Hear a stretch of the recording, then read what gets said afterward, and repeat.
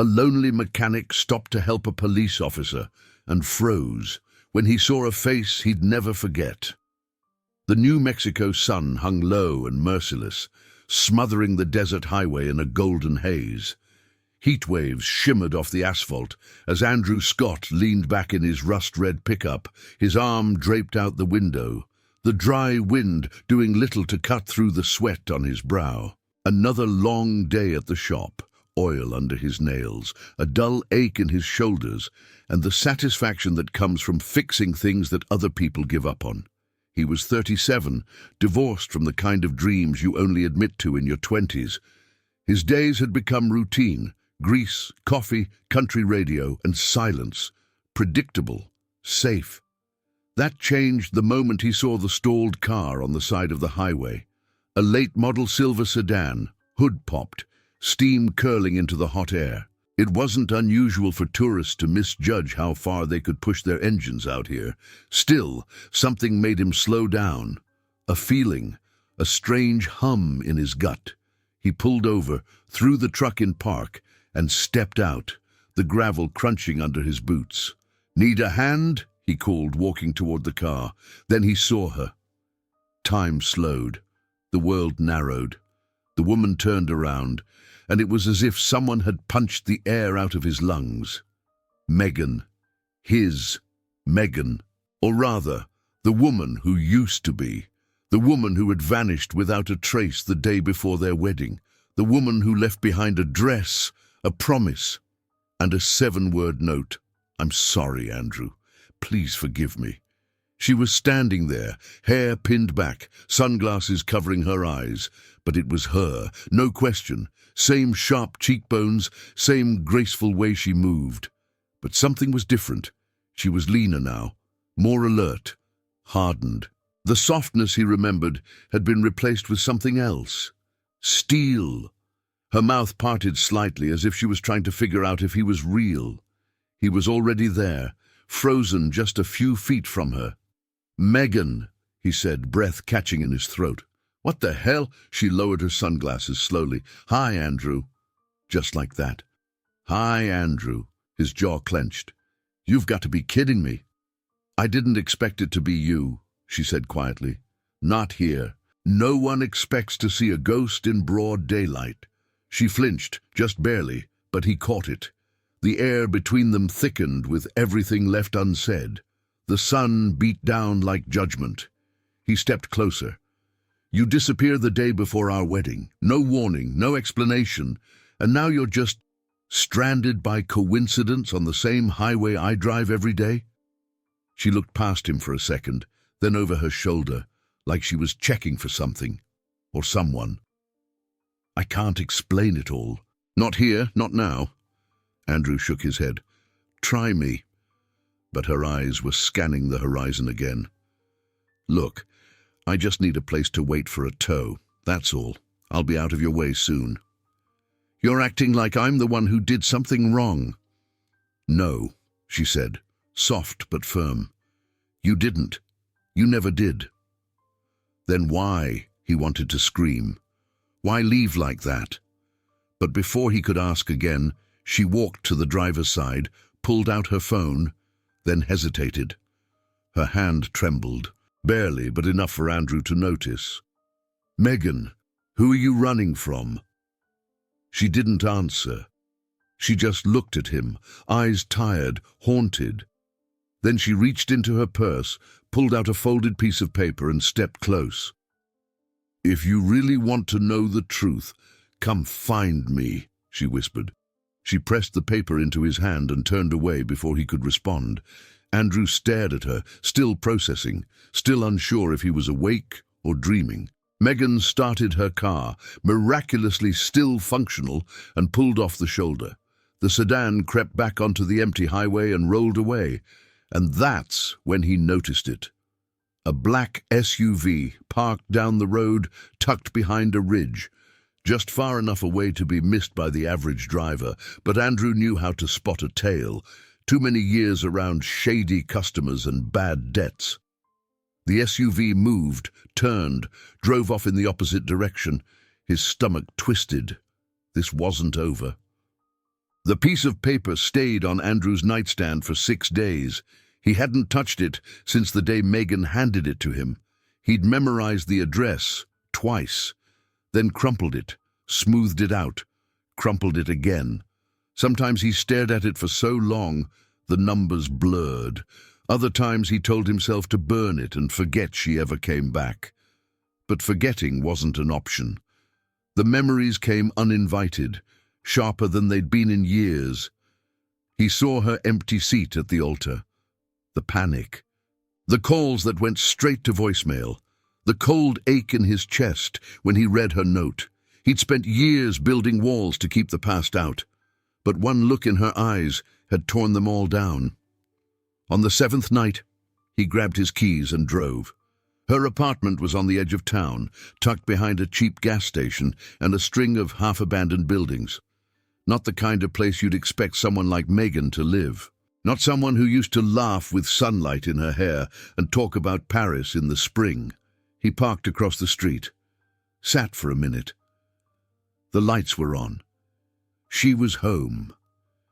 She opened the door before he knocked. She must have seen the truck from the window. Neither of them spoke right away. Then she stepped back. "Come in." The apartment was neat, spare. No pictures on the walls, no clutter, just essentials. A duffel bag by the couch, one chair, one table. One woman who looked like she'd spent years learning how to survive. Andrew stood in the center of the room, arms crossed, waiting. Megan poured herself a glass of water. Her hands were steady now, her eyes focused. "When I left," she began, "it wasn't because I stopped loving you." Andrew didn't answer. Not yet. She continued. "My father, he wasn't who I thought he was. Not really. I found out 6 days before our wedding. He'd been laundering money for a criminal network for years. And someone found out. They came to me, told me if I didn't disappear, if I didn't end everything with you, they'd kill you. Not me. You." Andrew's breath hitched, but he didn't move. "I thought about telling you," she said. "I even started writing it down, but I knew if I told you, you'd never let me go, and they were watching. I didn't have a choice. So you ran." "I ran," she said softly, "and I didn't stop." She walked to the window, looking out like she expected someone to be there. "I changed my name, joined the military, got into the police branch, specialized in financial crime. I figured if I couldn't outrun them, I'd go after them, from the inside." Andrew blinked. "You went back toward them." "I needed to know the truth, needed to find who was behind it. I got close, too close. Someone tried to kill me 2 years ago. Failed, obviously, but I've been hiding ever since, gathering evidence, building a case." He looked around. "This place? Temporary. I move every few months, but recently most of the group was taken down. Raids, arrests, trials. I thought it was over." Her voice caught slightly. "It's not," Andrew said. Megan turned. He nodded. "That black SUV, it wasn't coincidence." She hesitated. "I know." A silence settled between them. Thick, real. "You should have told me," Andrew said. "I wanted to. Every day. And now? I still don't know if it's safe, but I couldn't stay hidden forever. I missed my life. I missed you." Andrew stepped forward, but there was distance in his eyes. "I don't know what to do with this," he said. "You dropped a bomb on my life, then vanished. Now you're here with this story that sounds like a damn movie script, and I want to believe you. God help me, I do." "Then don't," she said quietly. "Don't believe me. Just ask yourself this. If someone threatened my life, would you have let me go to protect me?" He didn't respond. He didn't need to. They talked for hours after that, not about love, not yet, about facts, about fear, about everything that had happened in the years between the silence. When he left her apartment that night, his head was spinning. The sun had long set, the desert wind had turned cold. But something had shifted. He wasn't just a man with questions anymore. He was a man with something to protect. Andrew didn't sleep. He worked late at the shop, distracted and mechanical, his hands moving on autopilot while his mind replayed every word Megan had said. Around midnight, he locked up. The street was quiet, his truck the only vehicle still parked outside. He turned toward the door, then stopped. The metal shutter that covered the shop's front windows had been forced open. He unlocked the door slowly, every sense alert. Inside, nothing seemed out of place. No tools missing, no cash gone. But then he saw it. Burned into the drywall above his workbench, scorched into the paint with some kind of torch, were 4 words: "Stay away from her." His blood ran cold. They weren't just watching, they were warning. And the warning wasn't for Megan, it was for him. The morning after the break-in, Megan was already at Andrew's shop before he opened the doors. She didn't knock, she didn't speak. She just stepped inside, her eyes scanning the message scorched into the wall. "Stay away from her." She read it twice before turning to him. "They know I'm back." Andrew crossed his arms. "No, they know we're back." She looked at him, really looked at him. "You don't have to be part of this." "I already am." For a moment, neither of them moved. Then Megan pulled a flash drive from her jacket pocket and held it out. "We need to go somewhere private." Andrew's house sat on the edge of a dry creek bed, quiet and out of the way. He'd inherited it from his uncle a decade earlier. It had thick walls, a metal storm door, and more importantly, no curious neighbors. Inside, Megan plugged the flash drive into his laptop. "What's on it?" he asked. "A piece of something bigger. My father kept encrypted files, contracts, transaction trails, names. He didn't trust anyone, especially not his partners." Her voice was steady, but something in her eyes flickered. "You found it after he died?" She paused. "I thought he was dead. Turns out, maybe not." Andrew turned to her sharply. "You think your father is still alive?" She clicked a folder open. Inside were scanned documents, ledgers, coded communications, surveillance photos with dates far more recent than they should have been. "I got these from a drop site I used years ago. Just routine. Check old boxes, clean up. But this was added after the last time I checked it. So someone else still had access." She nodded. "And they wanted me to find it." "Why?" "I think they want me to finish something. Or maybe bury it." They scrolled through the files in silence. Then something caught Andrew's eye, a scanned passport. The name wasn't her father's, but the face was unmistakable. Older, rougher, alive. Andrew leaned back. "Jesus." Megan's face hardened. "If he's alive, and he's not hiding, he's moving." She stood up. "There's a name in these files I don't recognize, someone who wasn't on our target list. High level, untouched. Might be the one calling shots now. Let's find him." She turned to him, surprised. "You sure? You think I'm walking away now?" For the first time since she came back into his life, Megan allowed herself to smile. Just for a second. Then it was gone. "We'll start with the account trail," she said. "There's a property out past the ridge. Used to be one of their safe houses." Andrew grabbed his keys. "Let's go." They hit the road by noon, Megan riding shotgun with a black duffel between her feet. Inside, a pistol, 2 burner phones, and something wrapped in cloth that Andrew didn't ask about. The landscape rolled by, endless beige and rust-colored cliffs. Andrew watched the horizon. Megan watched the rear view. "I forgot how quiet you get when you're thinking," she said. "I forgot how loud you get when you're not." She chuckled, brief, unexpected. They found the property near a dried-out orchard. It looked abandoned, but Megan didn't trust appearances. They moved carefully, circling the building. The back door had a fresh lock, recently replaced. Inside, the air was stale. Dust on every surface except one file cabinet, recently moved.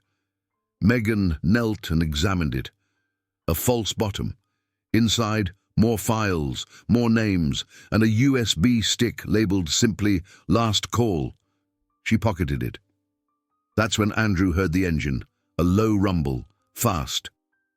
"Megan!" They turned as the black SUV crested the hill. The chase was immediate. Andrew floored the gas, but the SUV was built for terrain like this. It swerved in behind them, inches from their bumper. "Don't stop," Megan said calmly. She opened the glove box, pulled out a compact device. "What the hell is that?" "EMP pulse. Range is limited. Don't miss your turn." Andrew swerved left, tires skidding over loose sand. The SUV followed, gaining. Megan waited, steady hands, eyes calculating. "Now." She opened the window, aimed the device, and fired. A flash of blue light. The SUV jerked violently, electronics fried. It spun, tires locked, and slammed into a rock outcrop. Andrew didn't stop to check if they were okay. They kept driving. They didn't speak again until they reached a long-abandoned gas station 15 miles out. Andrew killed the engine. Both of them sat in silence, the adrenaline slowly bleeding out. "Remind me never to doubt you again," he said. Megan leaned back, exhaling. "I've had a lot of time to learn." As he looked at her, really looked, gone was the woman who'd once curled up in his arms under warm sheets and talked about their future. In her place was someone forged from shadow and fire, someone who had faced death and walked away. "You're not the same person," he said softly. "I know. But you're still you." She turned to him. And in the quiet of that forgotten parking lot, they leaned into each other. The kiss wasn't gentle. It was raw, desperate. Two people finding their way back through pain and doubt and years of silence. When they finally pulled apart, Megan rested her forehead against his. "I wanted this for so long. So did I." But then her burner phone buzzed. She picked it up. Just one message. "He knows you're back." Her face went pale. Andrew looked at her. "What does that mean?" She looked out the window, back toward the road. "It means we're out of time." The message changed everything. "He knows you're back." It wasn't a threat. It was a warning, and Megan knew exactly what it meant. She made one call. The man who answered had once been her superior in military police intelligence, Colonel Eric Warren, a man she trusted, or had, before everything went sideways. They met in a secured bunker beneath an old training facility outside Albuquerque, one of the few places she knew wouldn't be monitored. Warren looked older, more cautious, but he still carried himself like the room belonged to him. "I was expecting this," he said. "You knew I'd come?" Megan asked. "You were never one to stay hidden for long." She dropped the burner phone on the table between them. "I'm being tracked. Again." Warren didn't flinch, but something in his eyes shifted. Megan stepped closer. "Don't play dumb. Someone inside gave me up. Someone with clearance. Someone close." Warren sighed and leaned back. "You were the best we had. But you dug too deep. You scared the wrong people. They had help on the inside. They still do. So there is a mole." He nodded. "And they want to finish what they started." Megan's voice was ice. "Then let's draw them out." That night, the plan began. A leak. A whisper through an unsecured channel. Megan was planning to flee the country. Destination, a small airstrip near the border. Departure, midnight. She and Andrew knew they'd be followed. They packed light, dressed in dark clothes. Megan carried her father's hidden files on a secondary drive. Andrew had a firearm he hadn't touched in years, now loaded and holstered at his side. As they drove toward the supposed rendezvous point, the tension was suffocating. Every vehicle in the rear view felt suspicious. Every shadow threatened to move. Half a mile from the strip, Megan killed the lights and turned onto a dirt path, guiding them toward a pre-arranged checkpoint, where Colonel Warren and 2 trusted agents waited in the dark, hidden. They would watch, wait, confirm the leak. The trap was set, and it didn't take long to spring. At 11:52 p.m., a black SUV roared up the path behind them. This time, it wasn't surveillance, it was an assault. Gunfire cracked through the silence as masked men poured from the vehicle, weapons raised. Andrew dove behind the truck as bullets shattered the windows. Megan moved faster than he'd ever seen, rolling across the hood, flanking left, returning fire with calm precision. One attacker dropped, then another. But one man moved differently, commanding, cold. He wasn't shooting to kill, he was herding them, pushing them toward the open, where a second vehicle waited. And when the leader stepped into the moonlight, Megan froze. "You?"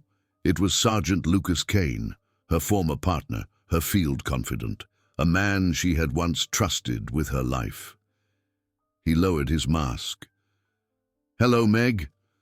Andrew heard it too, crouched behind the truck, bleeding from a graze along his ribs. "You were dead," Megan said. "No, just transferred, promoted in fact." Kane's voice dripped with smugness. "You should have stayed gone, but you had to dig, you had to come back. You sold us out." He shrugged. "We were never going to win, Megan. The people we were chasing, they owned half the damn system. I just chose to work smarter. And my father? He knew too much. He tried to run. I helped him vanish, for a price." Megan's hands tightened on her weapon. "You'll never leave this place alive," she said. Kane smiled. "Neither will you." But before he could give the signal, Andrew emerged from the side, gun drawn. "Back off." Kane turned. Well, the mechanic." Andrew fired. Kane dropped, his shoulder hit, spinning to the ground. One of his men turned toward Andrew, just as Megan took him down with a single shot to the chest. Silence fell. Seconds later, Warren's agents moved in, guns raised, surrounding the rest of the rogue operatives. It was over in less than a minute. But Andrew wasn't standing anymore. He woke up in a hospital bed 3 days later, bandages around his side, stitches across his arm, a dull throb in his shoulder every time he tried to move. Megan sat beside him, eyes red, fingers wrapped around his hand like she'd never let go. "You're not dead," he murmured. "You're not either," she whispered. They didn't say much after that. They didn't need to. Megan resigned from law enforcement 2 weeks later. There was no press release, no ceremony, just a signed letter and a final heavy silence. Too many lies, too many betrayals. She was done. She didn't want to chase shadows anymore. She wanted peace, and maybe, just maybe, she'd finally earned it. 1 year later, the house was small, with sun-bleached siding and creaky wooden steps, but the porch had a swing, and the yard had space for a garden. Megan liked the quiet. Andrew's shop was busier than ever, thanks to word of mouth and a few glowing reviews from local car clubs. He walked with a slight limp now, a reminder of how close he came to never walking again, but he wore it like a badge. Life had broken him once, then tried again. He was still here. Megan had found her place too. She worked from home as a digital security consultant. Quiet work, clean. She helped small businesses stay safe. No guns, no moles, just code and calm. They didn't talk much about the past anymore. The files were locked away. The scars were healing. What mattered was the present. And on a soft autumn afternoon, surrounded by a few close friends, they stood in the backyard and got married beneath a string of old lights and a sky painted in orange and pink. No suits, no dress, just a simple promise. Andrew's voice shook slightly as he took her hands. "Sometimes life tears you off your path without warning," he said. "But time, even with all its delays, can be fair. When it's real love, it holds on." Megan smiled through tears. And just like that, the past wasn't a weight anymore. It was just a story. And this was the start of a new one.